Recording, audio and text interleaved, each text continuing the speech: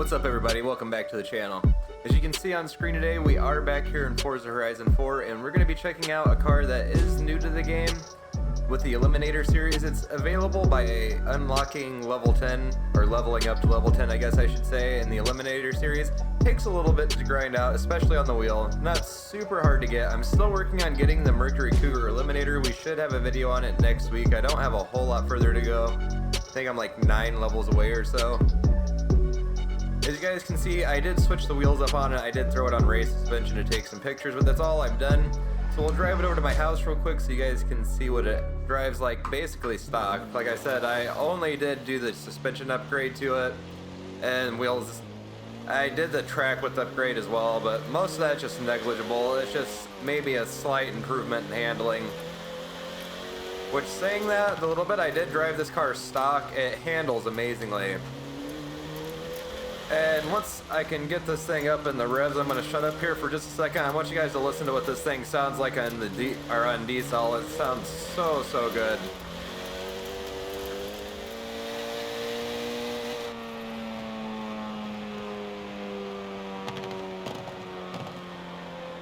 There it is. That was a lot of work to get it to do that. Like, every time I slowed down earlier before I started filming, it would do it. Anyways guys, let's see you back here at the house. We'll jump in and check out customization, go over this thing in Forza Vista real quick, and then we'll take it out and do some racing. Alright guys, so we take a look around the car here in Forza Vista. We'll talk a little bit about it. If you guys didn't know, or you don't know the history of this car, they made 450 of them. At the time it was released, this is actually the fastest front-wheel drive hot hatch that ever lapped the Nürburgring, which is a pretty big feat, especially for a company like Renault. It's basically legitimately based off the standard Megane. It's just lightened up by an insane amount. Like, they literally stripped everything out of the interior. The rear windows are all polycarbonate. But yeah, they gutted the whole inside out. The only option this car has standard that would be like a standard road car option is actually air conditioning, which I thought was very strange. It's got carbon Kevlar or carbon fiber backed bucket seats in it. Even though you do see we have what looks like a fairly standard interior, most of the sound deadening was stripped out of the car to lighten it up. And basically any creature comfort that could be taken out, they did. It's a very quick little hatchback. It handles amazingly well. In fact, most of the people that tested this car out when it was released said it actually drove and handled better than the standard Megane, which is kind of crazy, but because it was lighter and had a better suspension setup, it was able to handle rougher surfaces a lot better. As you can see, this car has a really odd looking parking brake. It almost reminds me of like the throttle from an airplane or something. It's kind of cool though. We will take a quick listen here in Forza Vista, just the pure engine sound. It's actually a little, there it goes. I was gonna say it's a little hard to get to the starter in this.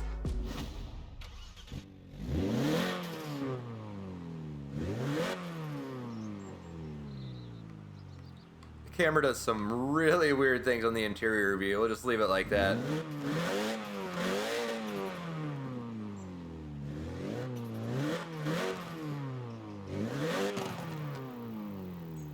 Not a bad little sounding car at all, I gotta say. Especially by Forza Horizon standards. I gotta say, for what it is, it's actually a really good looking car. Not disappointed at all with how it drove for me. Like I said, I do have race suspension and stuff on it, so it does handle a little bit better, but even when I drove it stock, like I said, it was still a great handling and driving car. It was really fun to drive. It's nice to see them adding something front-wheel drive as a reward that we haven't had before, just to kind of change things up, because we've been getting just like nothing but supercars or Porsches, and then we got the Supra. Alright, let's jump into customization real quick and we'll go over everything we can do to the car, and along the way I'm going to go ahead and upgrade it. I want to build it up to the top of A class, I think, and then we'll take it out and do some racing after this. Alright, for engine swaps, all we can do to this is a 1.6 inline 4 turbo rally, which definitely makes sense for a swap for this car. Not going to be doing that though. I want to try to keep it somewhat with the stock, well, the factory build, and just upgrade it into a better version of that. That's what I try to do with most of the cars here in Horizon. Can't do a rear wheel drive or all wheel drive upgrades as you saw there. I actually have not looked at the aero yet, so I'm not sure how this is going to look. Yeah, it's really strange with that little black like lip that's already underneath the front bumper on the car. If they would have removed that black lip and then mounted the chin spoiler up to there, it actually probably would have looked pretty decent. And I kind of figured that was the spoiler we were going to get for the back. Looks absolutely terrible. I don't see this car being built fast enough to really need the added benefit of the aero. One thing I forgot to mention when we were in Forza Vista, this car was actually factory optioned with Toyo race tires. As you see in the game, it does already come on sport, so it does have grippy tires on it, so they did kind of stick with that whole idea. For right now, I'm going to go ahead and stick with the stock tires actually, just so I don't get too much PI from that. I want to do upgrades to the power and the rest of the suspension, brakes, and that sort of thing, and see where that puts me first. For tire upgrades, you can go all the way up to a 255, which is very respectable for a front-wheel drive car. As you can see, I do have 235s on it right now. I am going to go up to a 245 front and back and just square it up and give it a little more grip since I'm going to stick on the stock tires.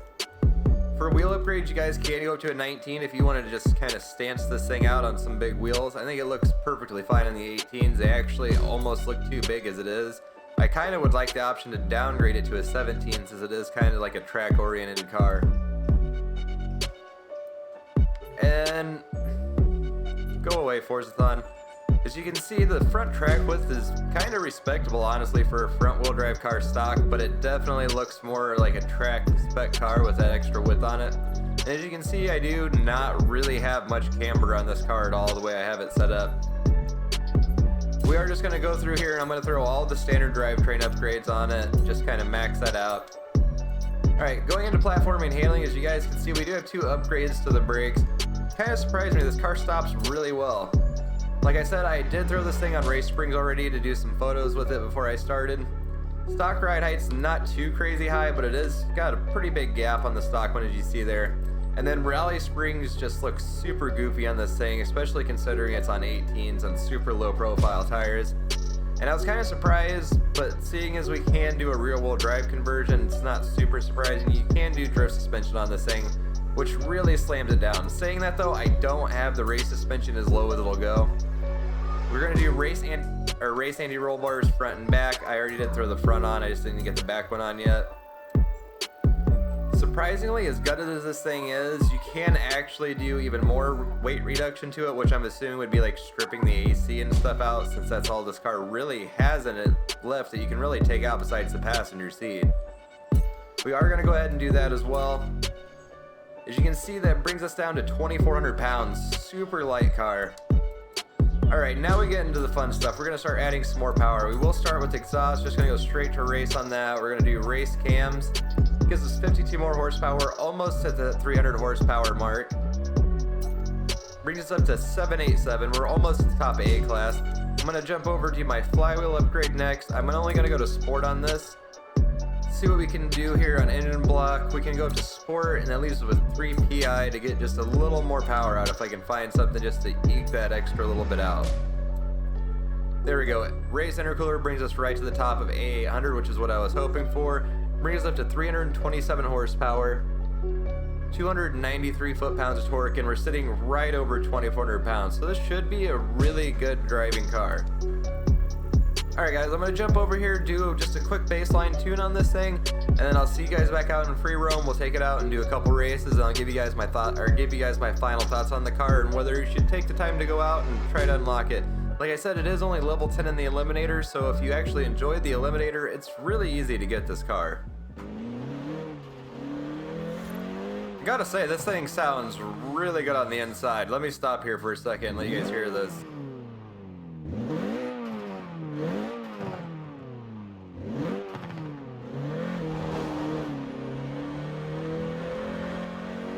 Gotta say, I definitely dig the way this car sounds.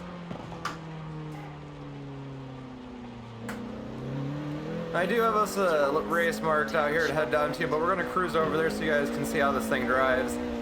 If anybody's interested in what my settings are in the tune in this, if it turns out to be any good, just post it in the comments below and I'll leave them down there for you guys. I didn't want to waste too much time on the video going over it because I didn't change a lot. It was mostly just trying to balance the car out, especially with the added power. and get it enough grip to where it can actually turn.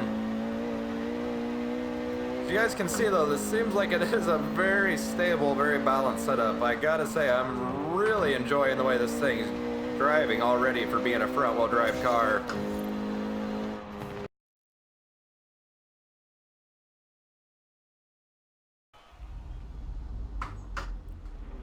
So as you guys can see, we are at the Derwent Lake sprint, and I do have this set to the super hot hatch category. I noticed going into this, we dropped 3 PI and we're back down to 797, but kind of whatever. Not really worried about that, but it was a little strange. I've seen a decent amount of cars do that actually though.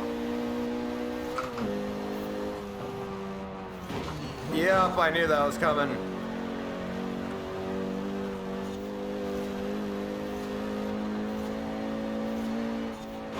Oh! Tried to give him some room there, but evidently was not enough for the AI. Bounced the limiter a little bit. It's kind of hard to tell where redline is now. Okay, AI. With the upgraded cams, because it just like barely any room between hitting like top of the RPM range before you hit redline now. Oh, that was my fault that time. Tried to go way too deep in that corner. Okay, now that we're not going to be held up by them, let's see how this thing actually will drive.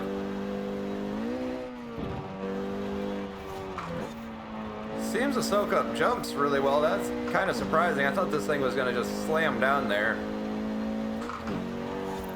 Oh, a little understeer there. First time I've really noticed it though in this car. For the most part, it has not had any issues with that.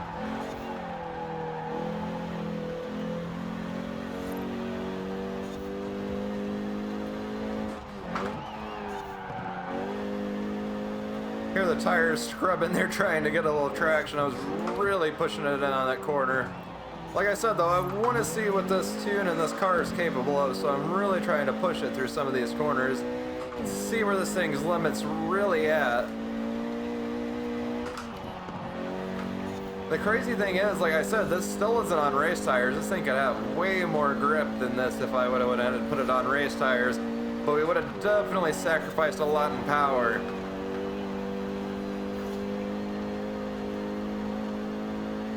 Just absolutely walked away from him. I'm gonna have to turn the difficulty up some for the next race.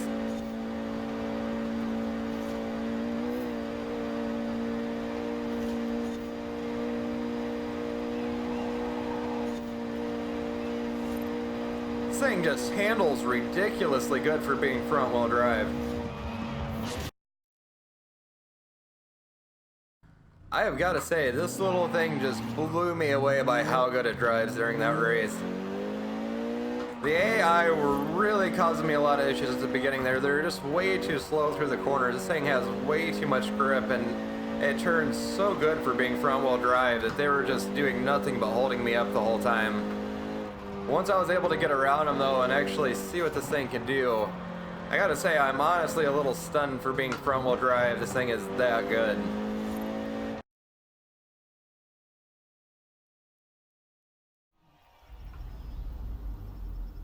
Alright guys, as you can see we are at Glen Rannoch. We are in super hot hatches again. This one was already actually set up, didn't have to make a blueprint for it. Okay, apparently turning the AI difficulty up does not help with their driving at all. So I did put them on Pro. I might have needed to actually turn them up even higher from the look of things here. I usually try to keep it on highly skilled. Since I play on a wheel, this game can be fairly difficult, especially with how the AI like to drive on the higher difficulties. But in this car, it doesn't seem to be really much issue at all.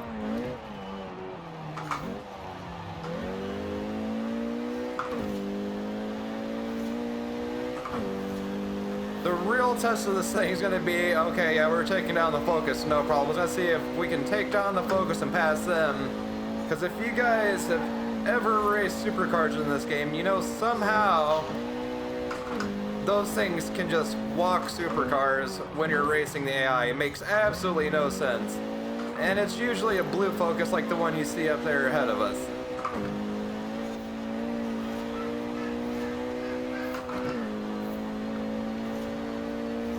If I could learn to time my shifts a little bit better in this thing, we could easily make this ground up. It's really slowing me down, kind of banging it off the limiter.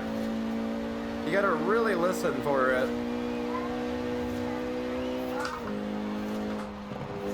Okay, don't know what he was doing, but that could have been bad. Almost couldn't find fit. Up the outside. Oh, stay away from the wall. Just a little tap. It is insane how good this thing can corner for being front-wheel drive. I can't stop saying it, but it just blows my mind.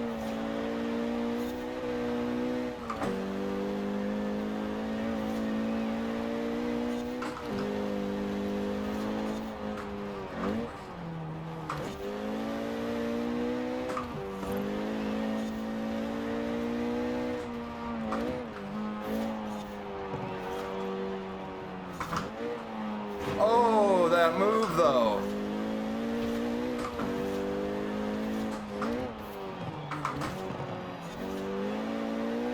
Putting some pressure on him. Not like the AI in Forza really care when you put pressure on them, but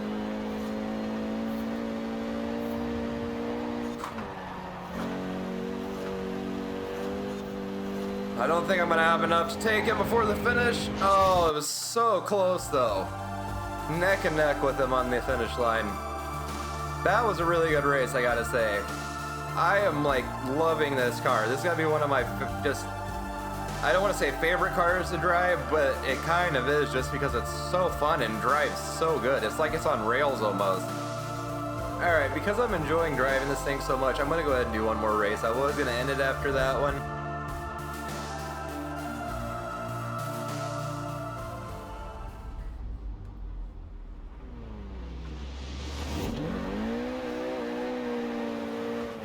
This thing with all that added power just burns the tires off.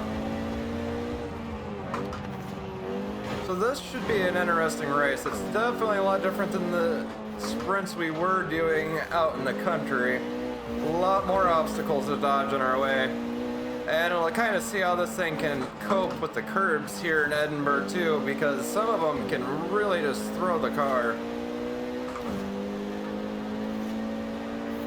Okay. Alrighty then, AI. As I was saying, you clearly don't get better driving AI just by increasing difficulty. They just are faster.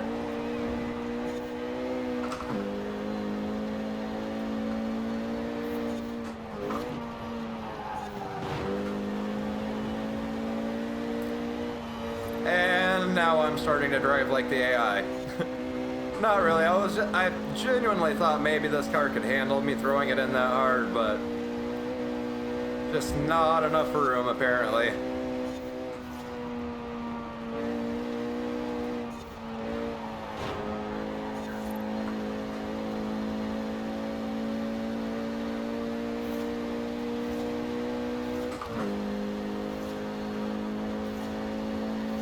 Come on, little Renault, we can do it. We just don't have the top end speed that some of these cars do.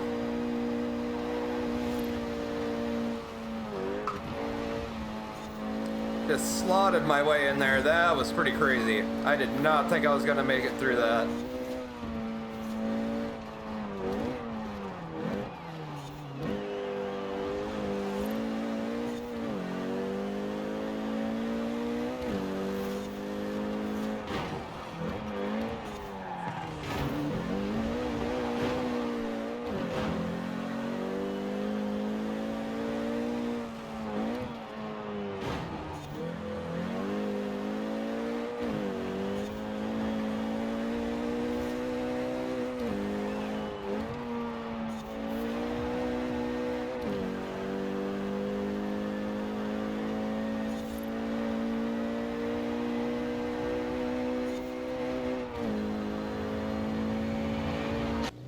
Well guys, that brings us up to the end of today's video. I really hope you enjoyed it.